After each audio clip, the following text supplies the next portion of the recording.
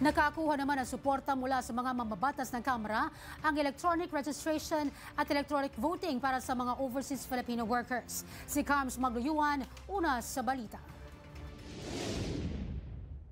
Isinusulong ni House Committee on Suffrage and Electoral Reforms Chairperson at Lanao del Sur 1st District Representative Zia Lontio Adyong ang House Bill 2293 at 2534 sa Kamara. Layo ng dalawang panukala na bigyang pahintulot ang lahat ng OFW voters na mas maging accessible ang kanilang pagboto. Isa kasi sa mga suliranin na kinakaharap ng mga Pilipinong botante sa ibang bansa ay ang layo ng mga designated voting center na kinakailangan nilang puntahan para lamang makilahok sa halalan. Kaya naman isa sa nakikitang magandang solusyon dito ay ang electronic registration at electronic voting na isa sa karagdagang pag-abyenda sa Overseas Voting Act of 2003 na siya ring inamyendahan ng Overseas Voting Act of 2013.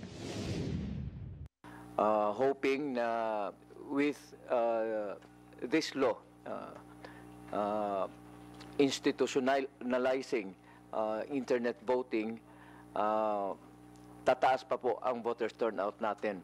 Mayorya naman ng mga resource speaker ay naging buo ang suporta rito. Dagdag pa ni Chairperson Adyong, ito ay naimplementa na ng COMELEC at nais na lamang nilang maisabatas ito.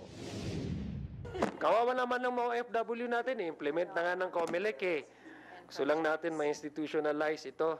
Sabay na pagtalakay sa nasabing solusyon ay sinilip na rin ni Chairperson Adyong ang kaakibat na dagdag proteksyon o security measures na kinakailangan rito.